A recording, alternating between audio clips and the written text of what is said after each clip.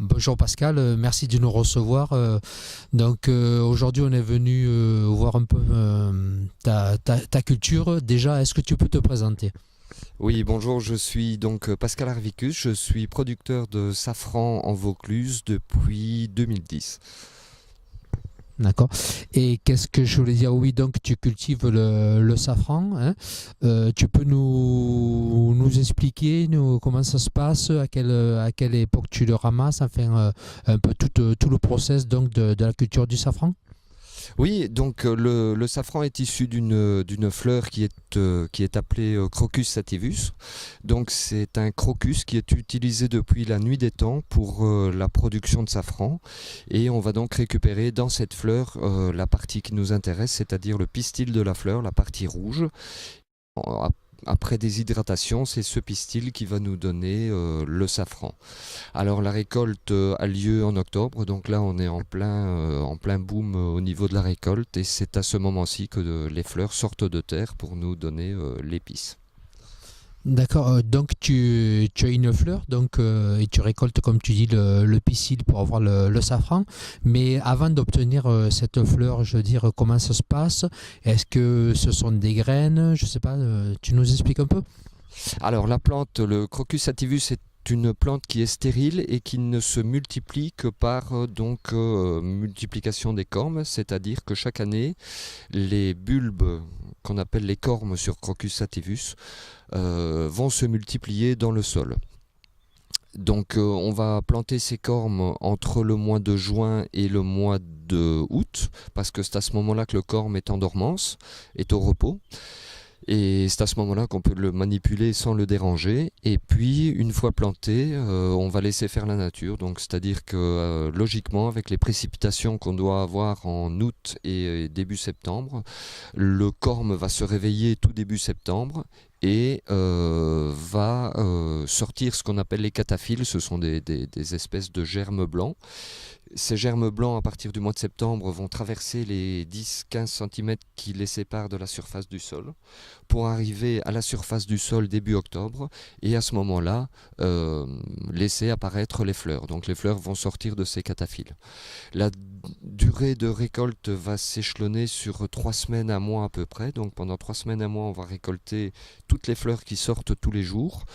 Ce qui est très important sur la production de safran, c'est de récolter les fleurs très tôt le matin pour qu'elles soient encore fermées lors de la récolte, de manière à ce que le pistil soit le moins possible exposé à la lumière du jour, parce qu'il faut savoir que le safran va se dégrader très très rapidement donc à la lumière du jour. Donc il est important de cueillir un maximum de fleurs fermées le matin.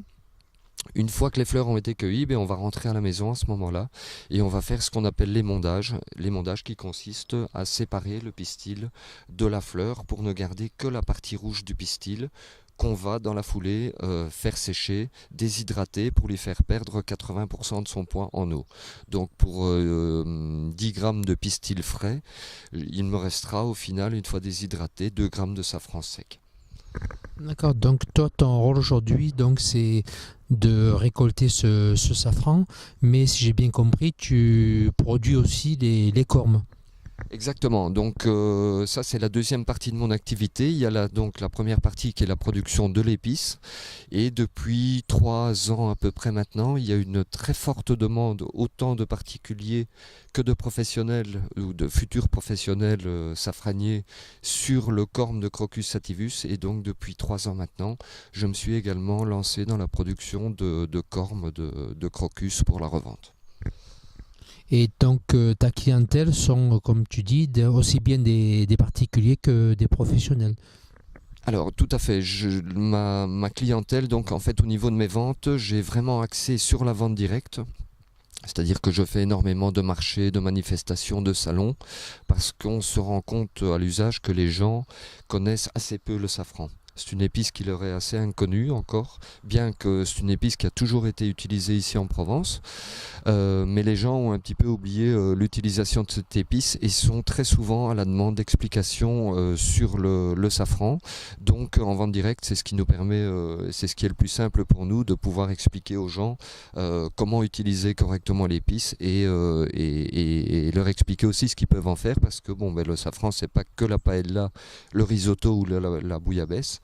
Le safran dans un plat sucré par exemple, ça donne des résultats extraordinaires. Une crème brûlée au safran, c'est magnifique. Donc voilà pourquoi j'ai privilégié la vente directe. Alors au niveau de mes clients, je travaille également avec certains restaurateurs, avec certaines épiceries fines. Et voilà, ça c'est la majorité de mes ventes, c'est vraiment de la vente directe.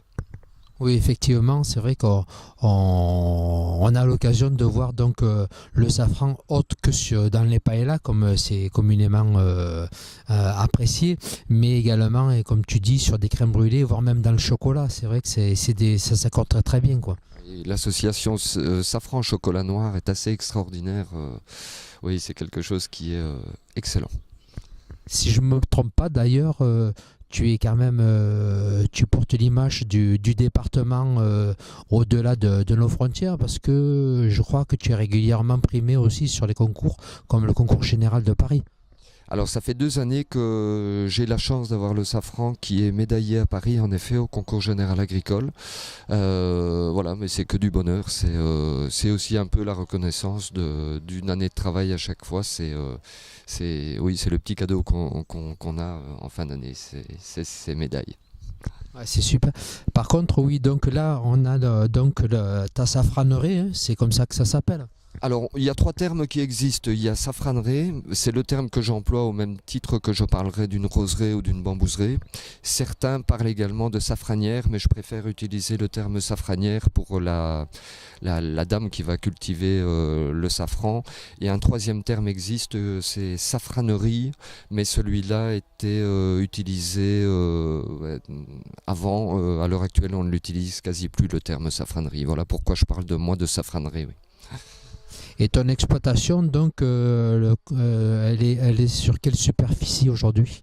Alors actuellement je suis sur 2000 m² en tout, 2000 20 arts de surface et je n'irai pas au-dessus. Alors sur ces 20 arts, il y a une partie qui est réservée à la production de fleurs et l'autre partie qui est réservée à la production de cormes. Je suis sur à peu près 600 m² de production de fleurs et puis tout le reste, donc 1400 m² en production de cormes. Est-ce que tu peux, par exemple, nous montrer des cormes, à quoi ça représente, et faire un peu le tour et nous montrer voilà, comment se passe donc la culture du safran? Oui, sans aucun problème. Ça, c'est le corme de Crocus sativus, qu'on pourrait aussi appeler bulbe, si ce n'est qu'il y a une différence entre un corme et un bulbe. Le bulbe a son enveloppe qui est, en règle générale, formée d'écailles. Dans notre cas, c'est formé d'un espèce de tissu filamenteux, et c'est pour ça qu'on parle de corme sur Crocus sativus et non pas de bulbe. Donc les fameux cataphiles dont je vous parlais tout à l'heure, ce sont ces fameux germes blancs. Ces germes qui vont traverser la surface du sol courant septembre, et c'est de ces cataphiles que vont sortir les fleurs. D'ailleurs on voit un début de sortie de fleurs ici. Donc c'est de ces cataphiles que vont sortir les fleurs. Un corme, alors celui-ci, vu la taille du corme, me donnera en moyenne une fleur dans l'année, mais plus le corme sera gros, et plus le corme pourra nous donner des fleurs. Un gros corme, ce qu'on appelle un calibre 14, c'est-à-dire un corme qui a une circonférence de 14 cm ou plus, peut me donner jusque 6 fleurs dans l'année à la récolte. En fait, ces cormes vont être plantés entre le mois de juin et le mois d'août. Et puis la nature va faire le reste. Début septembre, les cormes vont sortir leurs petites radicelles. Et à partir du moment où ils ont sorti leurs petites radicelles, c'est qu'ils ont levé la dormance, c'est-à-dire qu'ils se sont réveillés. Et là, on est reparti pour un cycle d'1 an à peu près. Donc le cycle, c'est réveil au mois de septembre, floraison au mois d'octobre. À partir de fin octobre, on a le feuillage des cormes du crocus qui va commencer à apparaître, et ce feuillage va rester tout l'hiver dans la safranerie au niveau des cormes. Il faut savoir qu'avec le Crocus sativus, on est sur une culture qui est totalement inversée par rapport aux autres cultures, c'est-à-dire qu'il va fleurir à l'automne, faire tout son cycle végétatif pendant l'hiver, quand toutes les autres plantes sont au repos, et se réendormir au printemps pour passer tout l'été à dormir. Voilà. Alors, le corme, là, c'est pareil, je dirais, il a une durée de vie de combien? Est-ce que chaque année, il faut les changer? Comment ça se passe? Alors le corme, à partir du moment où il a un calibre suffisant et qu'il a fleuri dans la saison, à ce moment-là, il va commencer, à partir du mois de décembre, il va commencer sa multiplication. Si on regarde en dessous du corme, on a des petits renflements qui sont les futurs enfants. C'est-à-dire qu'à partir du mois de décembre, ce corme va commencer à donner toutes ses réserves à ses enfants pour faire grossir les enfants. Et ça va durer ça jusqu'au mois de fin avril, début mai, où le parent va se vider progressivement en donnant toutes ses réserves donc à ses enfants, et ce sont les enfants qui vont grossir. Arrivé au mois de mai, les enfants auront atteint leur taille définitive et le parent, lui, aura totalement disparu. Il se sera complètement vidé. Et si on regarde ici en dessous, ben voilà, je viens de le faire tomber, il restait ce qui restait du parent de l'année passée en fait. Donc un corme comme celui-ci que je vais planter au mois de juin va se multiplier et me donnera en moyenne 3 enfants l'année prochaine. Lui aura disparu, ce seront les trois enfants qui vont prendre le relais. Ces 3 enfants me donneront eux aussi 3 enfants l'année suivante. Donc l'année suivante, on aura 9 cormes en terre pour implanter. Et l'année suivante, à nouveau, on aura 27 cormes en terre pour implanter, ce qui explique que tous les 3 à 4 ans, on est obligé d'arracher toute la safranerie parce qu'il y a beaucoup trop de cormes au même endroit et ils auront épuisé les ressources en nourriture au niveau du sol. Et au bout de 3-4 ans, donc, on arrache tout et on va replanter sur une nouvelle surface. D'accord, oui, donc j'ai compris. Donc, en fait, là, tu les as montés sur butte, hein, et tous les 3 ou 4 ans, tu démontes ta butte pour replanter ailleurs ou refaire ta plantation, quoi. Exactement, au bout de 3-4 ans, le nombre de cormes qui est présent dans le sol aura vraiment vidé le sol au niveau de la nourriture et des ressources. Donc il est impératif à ce moment-là, pour continuer à produire correctement, d'arracher tous les cormes pour aller les remettre sur une surface qui n'aura pas été cultivée. D'accord, je te remercie. On va te laisser, si tu veux, cueillir un peu et voir un peu comment ça se passe. Oui, donc là, si je comprends bien, dans le panier, donc ce sont les fleurs qui restent de la récolte d'hier où tu as enlevé le pistil, c'est ça?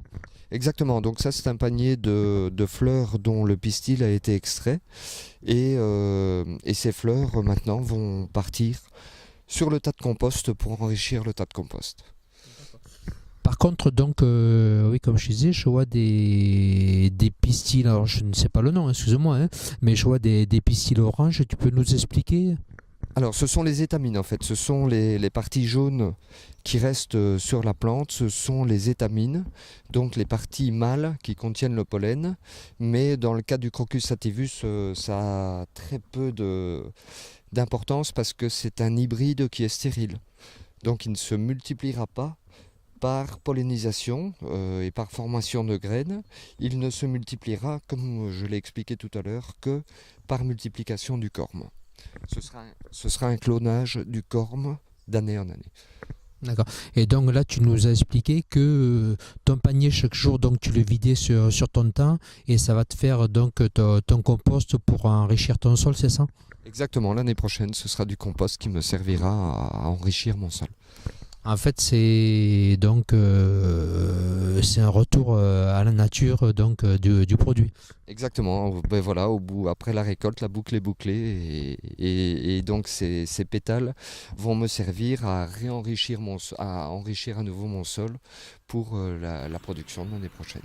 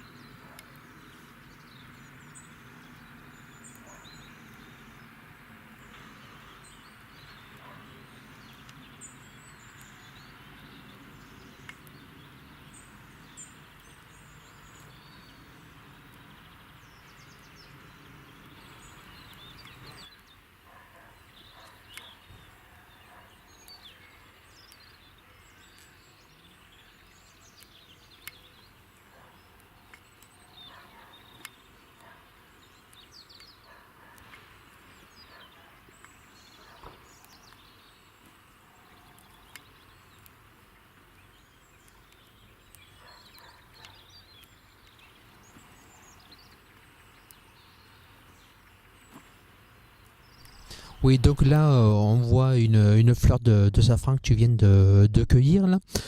Tu peux nous expliquer un peu comment ça se passe et nous montrer le pistil que tu vas garder et faire sécher? Voilà, donc le pistil se trouve dans ce cas-ci à l'intérieur du pétale. Comme je vous l'ai dit tout à l'heure, on va essayer de récolter un maximum de fleurs fermées parce que comme ça le pistil sera bien protégé de la lumière euh, par ses pétales. Et donc le but c'est d'extraire le pistil de la fleur. Et dans notre cas, on ne gardera vraiment que la partie rouge. Donc la partie jaune, orange et blanche va être supprimée. C'est ce qu'on appelle le style en fait. On va supprimer vraiment pour ne garder que la partie rouge, les 3 stigmates du pistil. Et donc c'est uniquement cette partie-là que tu vas faire sécher. Exactement, ce ne sont que les stigmates que je vais faire sécher. Alors, vous pouvez trouver dans le commerce certains safrans qui auront encore cette partie orange, jaune et blanche. Pour une raison très simple, c'est que ça fait du poids et que c'est intéressant pour le safranier. Pour le client, ça l'est nettement moins parce que toutes ces parties orange, jaune et blanche de style vont amener énormément d'amertume au safran. Donc ça vous donnera automatiquement des safrans qui seront beaucoup plus amers. Voilà, donc pour un safran de qualité, il faut veiller à n'acheter que vraiment les parties rouges, donc uniquement les stigmates de la plante. Donc et à la vente, ça se trouve dans cette composition, mais séché. Tout à l'heure, tu m'as expliqué par rapport à l'intérêt du séchage. Tu peux nous réexpliquer? Alors l'intérêt du séchage, donc le séchage va consister à faire perdre à ces stigmates 80% de leur poids en eau. Et c'est très très important parce que pour la conservation du safran, si le safran n'a pas été suffisamment séché, il pourrait moisir. Et il faut savoir que le safran étant une véritable pompe à odeur, si vous avez un stigmate qui se met à moisir dans un pot, je ne sais pas moins de 500 grammes de safran, tout le pot va prendre l'odeur de moisi. Donc il est vraiment impératif que le séchage soit vraiment bien fait pour pouvoir obtenir une conservation dans le temps intéressante. D'accord, ça c'est l'aspect conservation, mais tout à l'heure tu m'as expliqué aussi par rapport à l'aspect gustatif du safran. Alors, par rapport à l'aspect gustatif, il faut savoir oui, que le safran ne développera ses arômes, ses véritables arômes safranés qu'au bout de 2 mois. Dans un premier temps, à ce stade-ci, on va être sur des arômes qui seront très floraux. Cette année, on est sur des arômes de miel, on est sur le foin, on est sur la paille, mais on n'est pas du tout sur les notes safranées. Et ce n'est que dans 2 mois à peu près que les stigmates vont commencer à prendre leurs premières notes safranées.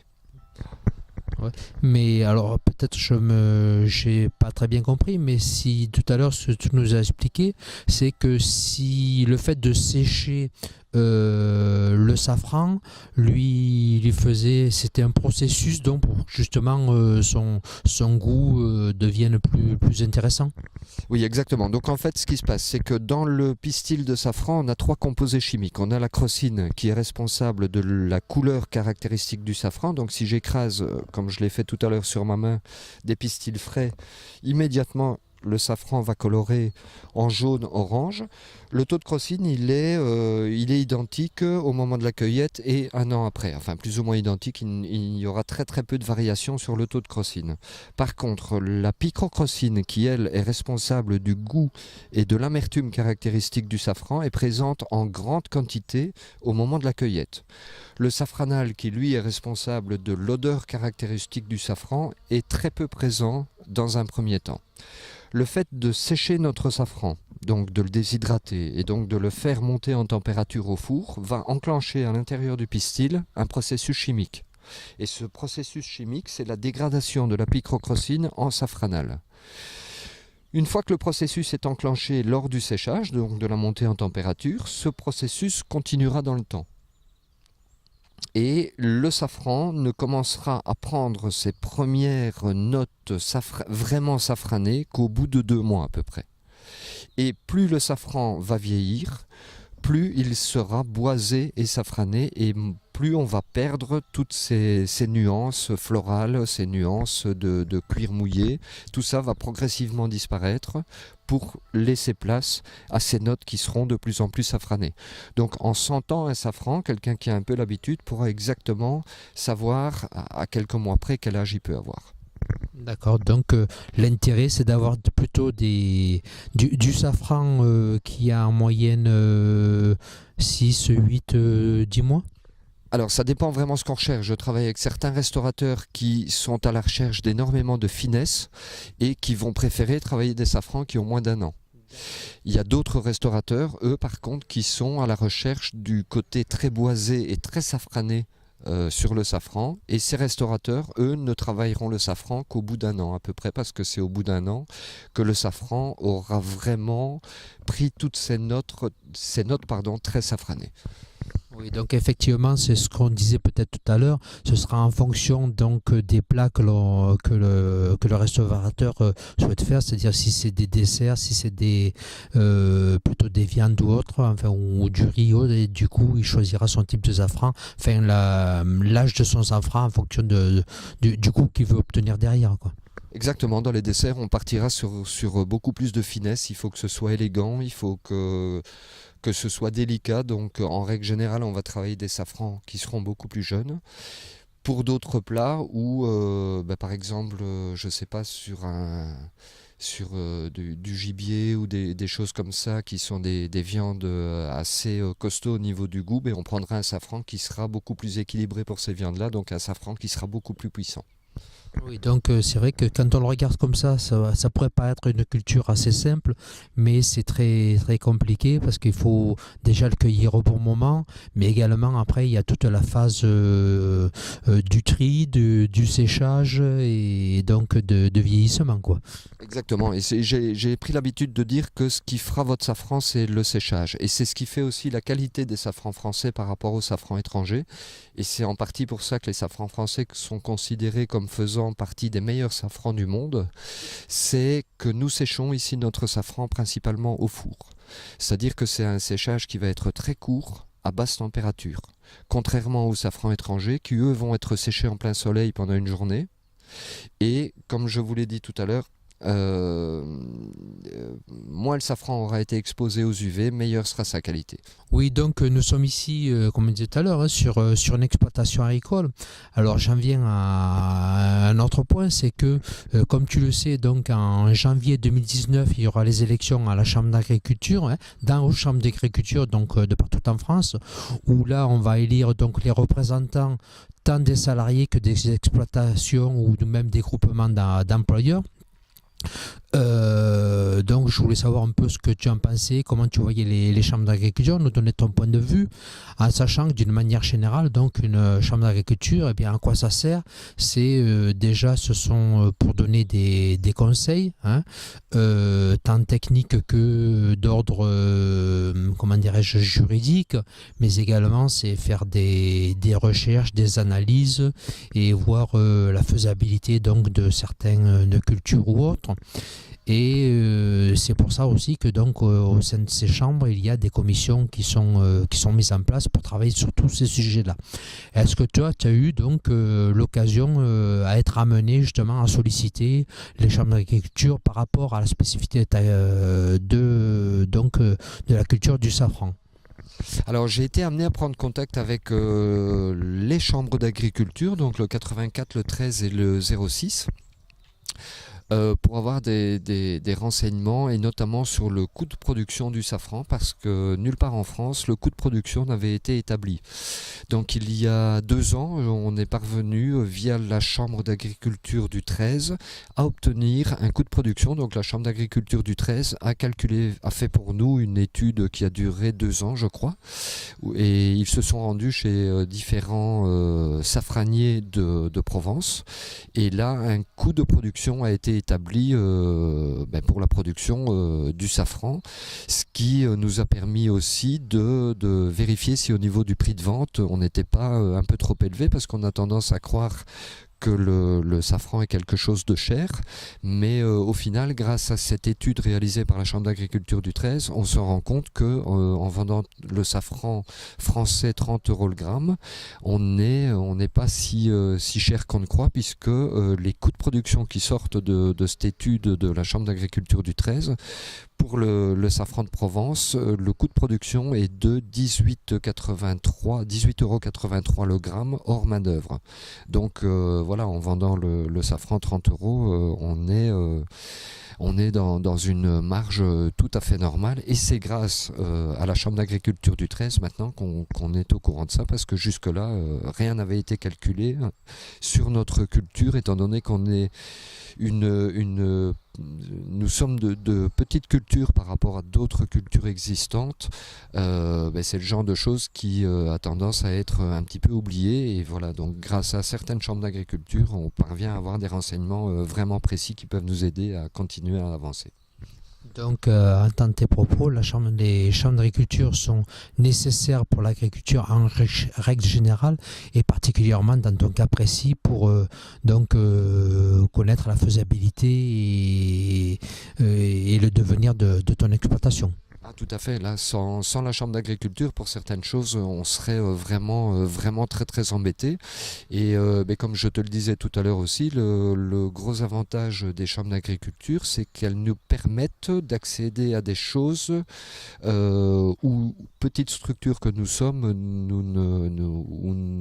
on ne pourrait pas aller, notamment le Salon de l'agriculture de Paris, où les chambres d'agriculture nous proposent d'avoir un emplacement et d'être visibles sur le Salon de l'agriculture de Paris. Sans la Chambre d'agriculture, bon, après c'est sûr qu'il y a aussi la région qui entre en jeu, mais sans la Chambre d'agriculture du 84, il me serait impossible d'être présent sur le Salon de l'agriculture de Paris. Donc rien que pour ça, c'est très très intéressant également. Oui, donc ce qu'on disait tout à l'heure, donc elles jouent parfaitement leur rôle à la mesure où c'est sur la promotion d'une culture, mais également d'un secteur d'activité, d'une région, d'un département, et même sur la formation professionnelle, elles peuvent apporter leur concours tant pour les exploitants que pour les salariés. Ah oui, tout à fait. Heureusement qu'on a les chambres d'agriculture, parce que sinon, on serait peut-être en train de petites exploitations assez spécifiques comme celle-ci, on serait vraisemblablement en train de tourner en rond, parce qu'on ne parviendrait pas à trouver d'aide. Non, les chambres d'agriculture pour ça nous sont d'une très grande aide.